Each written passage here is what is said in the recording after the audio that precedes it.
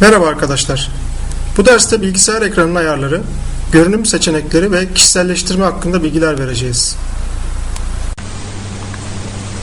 Bilindiği gibi Microsoft Windows 7'de her kullanıcı kendi tercihlerini kontrol paneli veya denetim masası adı verilen penceredeki seçenekler aracılığıyla yapmaktadır. Bu seçenekler arasında ekran ayarları, masaüstü resmi, ekran koruyucu gibi seçeneklerin yer aldığı display veya görünüm seçeneği yer almaktadır. Bu seçenek aracılığı ile ekran çözünürlüğü, masaüstü resmi, ekran koruyucu ayarları yapılabilir. Böylece bilgisayarın görünümünde kendine özgü tercihlerle kişiselleştirme sağlanabilir.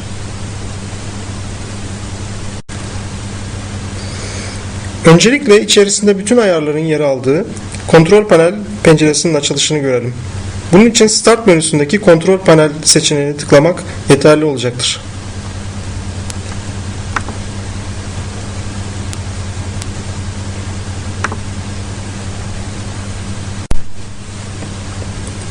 Kontrol panel, bilgisayarın bütün ayar seçeneklerinin bulunduğu bir penceredir.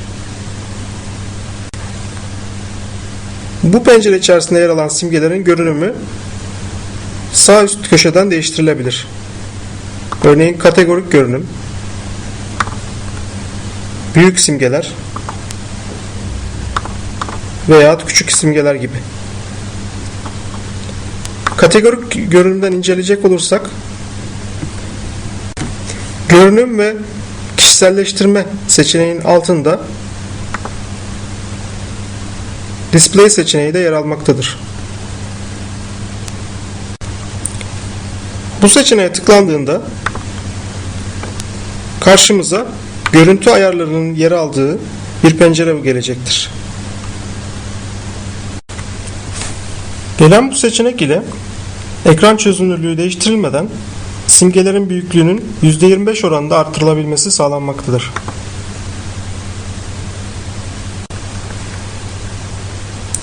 Display yani görünüm ayarları içerisinde ekran çözünürlüğü, parlaklık ayarları,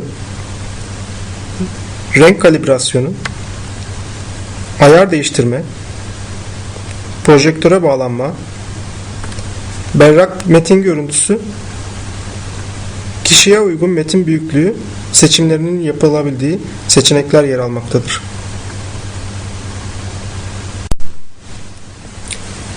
İlk olarak ekran çözünürlüğünü inceleyelim.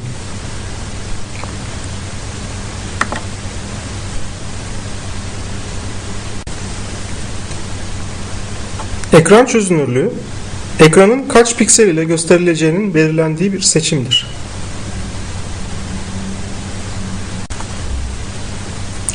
Her ekran için uygun bir çözünürlük vardır. Dolayısıyla çözünürlük aynı zamanda donanımsal bir özelliktir. Çözünürlük arttıkça daha güçlü bir görünüm elde edilir. Örneğin şu anda kullanmakta olduğum ekrandaki görüntü 1666x768 veya yaklaşık olarak 1 milyon pikselden, yani ekran tarafından oluşturulmuş noktadan meydana gelmektedir. Bir başka deyişle şu anda ekranda çeşitli renk ve parlaklıkta 1 milyon adet nokta oluşturulmaktadır. Bu oluşturma düzeni ekranın her satırı için 1366, her sütunu için ise 768 piksel olacak şekildedir.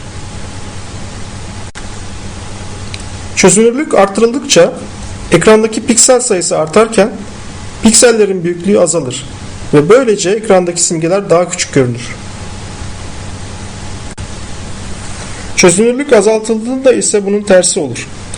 Pikseller ve simgeler büyür, ekrandaki piksel sayısı ve dolayısıyla görüntü kalitesi azalır. Çözünürlüğü daha iyi anlamak için büyüteç programını kullanarak ekranı büyütelim ve ekrandaki pikselleri inceleyelim. Bunun için Start menüdeki arama kısmına Magnifier yazalım.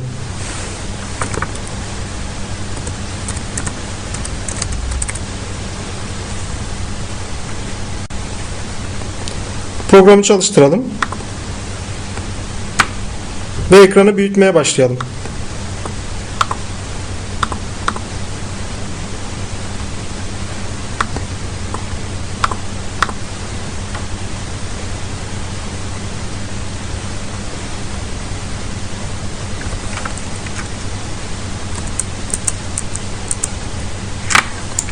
Ekran büyüdükçe pikseller kendini göstermeye başlayacaktır.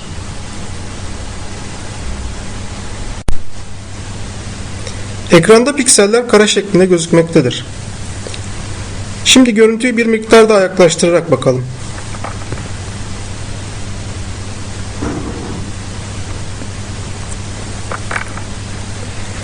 Yaklaştırılmış haldeki pikselin yaklaşık büyüklüğü burada işaretlemeye çalıştığım boyuttadır.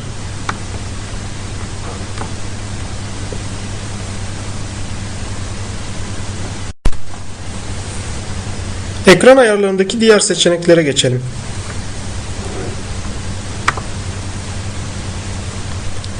Bu seçeneklerden ikincisi ekran parlaklığının belirlenmesidir.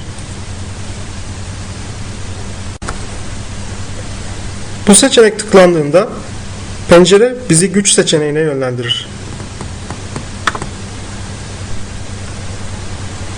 Bu seçenek içerisindeki ekran parlaklığı ayar sekmesi ile ekran parlaklığı ayarlanabilir.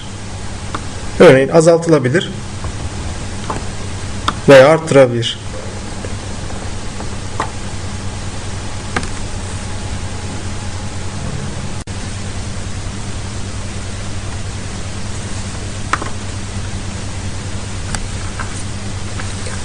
Üçüncü ayar seçeneği renk kalibrasyonudur. Bu seçenek renklerin doğru gösterilmesiyle ilgilidir. Bu seçenek üzerinde durmayacağız.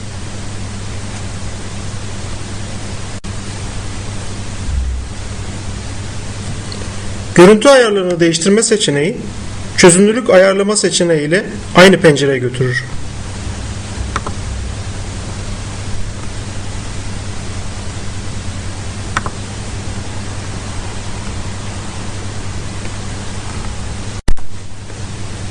Projektöre bağlan seçeneği ile görüntünün projektöre yansıtılması sağlanır.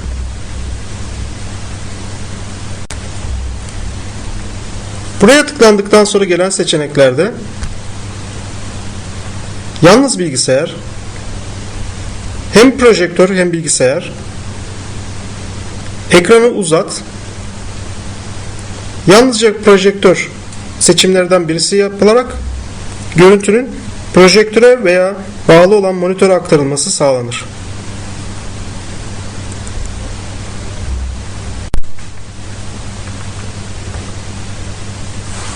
Metin netleştirme seçeneğinde yazılımların net görüntülenmesi ayarı bulunur.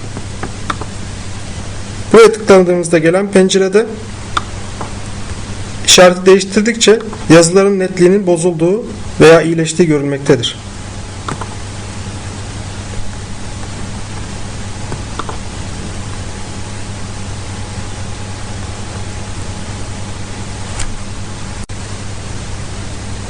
Metin büyüklüğünü uygun hale getirme seçeneği ile ekrandaki simgelerin veya pencerelerdeki menülerin büyüklüğünün ayarlanması sağlanır. Aslında bu seçenek display penceresinde ilk olarak gelen ve şekil ile metin büyüklüklerinin ayarlama seçeneğinin daha geniş halidir. Buradan büyüklüklerin %125'ten daha da fazla arttırılması sağlanabilir. Örneğin %200 gibi.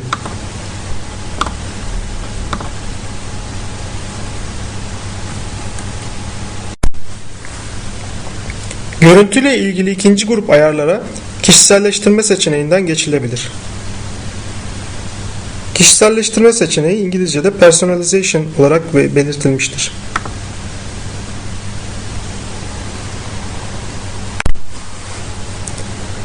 Bu kısımda masaüstü resmi, Windows rengi, ses tercihleri ve ekran koruyucu seçimi yapılabilir. Ayrıca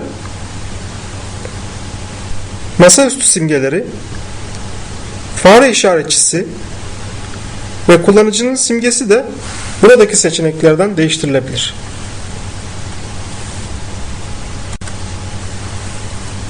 Windows 7'de bir tema seçilerek bir grup resmin sırayla masaüstü resmi yapılması sağlanabilir. Tema seçimi tek tıklama ile gerçekleştirilmektedir. Örneğin buradaki temalardan birisini seçersek tek tıklamayla ekran resmi olarak gösterilecektir. Ve bir başka örnek.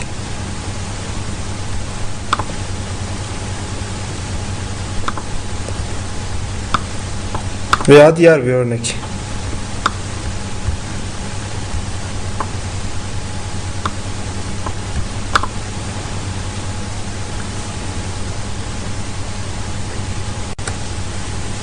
Bunun yanında kendimize ait olan resimleri bir tema içerisinde toplayarak onları masaüstü resmi yapmak mümkündür. Windows rengi ile başlık ve görev çubuğunun rengini değiştirebiliriz. Bunun için önce Windows rengine tıklarız. Daha sonra renklerden birini seçtikten sonra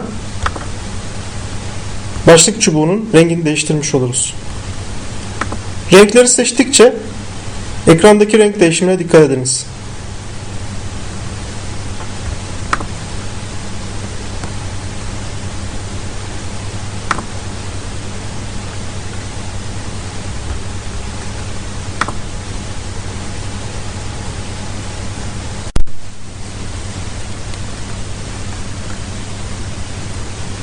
Ses seçenekleriyle işletim sisteminin veya uygulama programlarının bize verdiği sesli uyarıların tonunu değiştirebiliriz.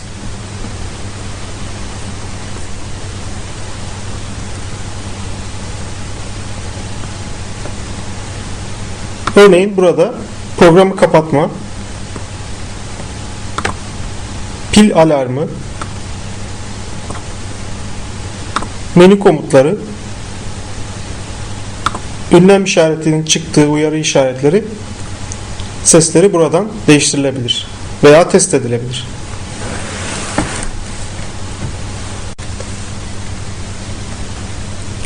Ekran koruyucu, ekranın uzun süre aynı görüntüye maruz kalarak bozulmasından korunmasını amaçlar.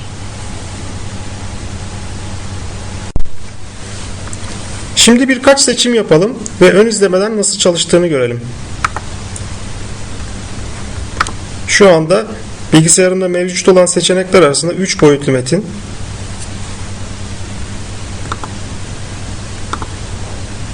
tam boşluk, kabarcıklar,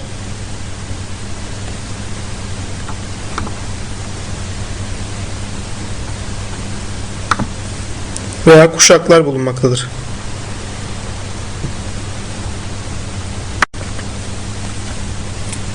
Bilindiği gibi ekran koruyucu fare hareket ettirilmediğinde veya klavye tuşlanmadığında devreye girer.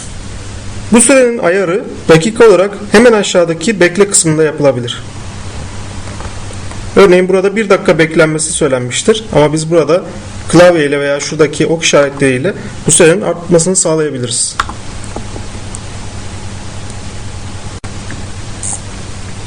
Hemen yanında ekran koruyucudan çıkıldığında kullanıcı girişi yapılmasının istenip istenmediği seçeneği yer alır. Ekran koruyucudan çıkıldığında şifre sorulmasını istiyorsanız bu kutucuğu işaretleyiniz.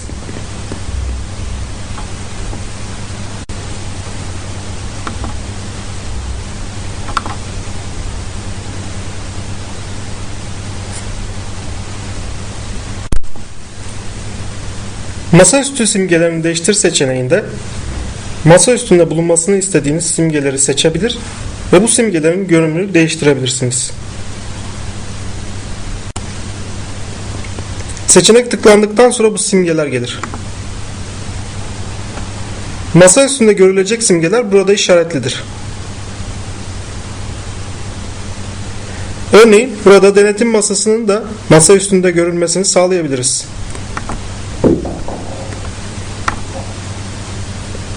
Şu anda denetim masası simgesi masa üstünde görülmektedir. Veya aynı şekilde de kaldırabiliriz. Artık masaüstü simgesi kaldırılmıştır.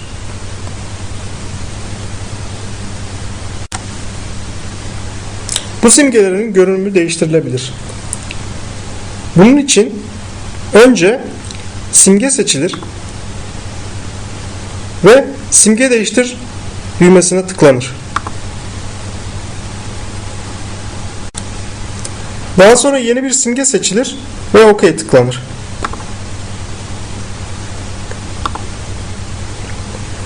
Apply yani uygula veya OK tuşuna basıldıktan sonra computer simgesi değişecektir. Göründüğü gibi computer simge olarak değişmiştir.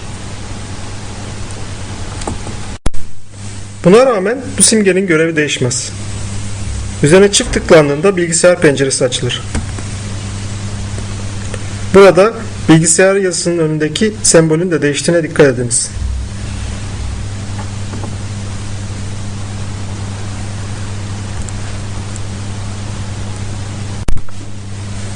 Fare işaretçisi çeşitli durumları belirtmek için belirli simgelere bürünür. Bu simgeleri fare işaretçisini değiştir seçeneğinden değiştirebiliriz.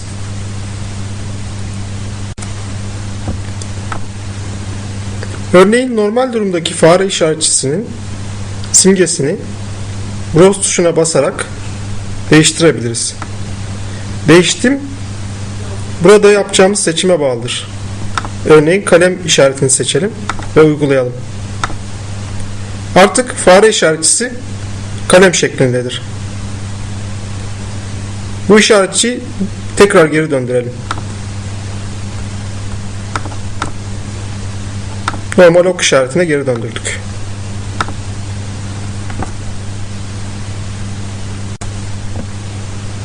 Bilgisayarda kullanıcıların simgesi vardır. Bu simge istenildiği zaman bu seçenekten değiştirilebilir. Var olan simgelerden birisi seçilerek simgenizi her an değiştirebilirsiniz.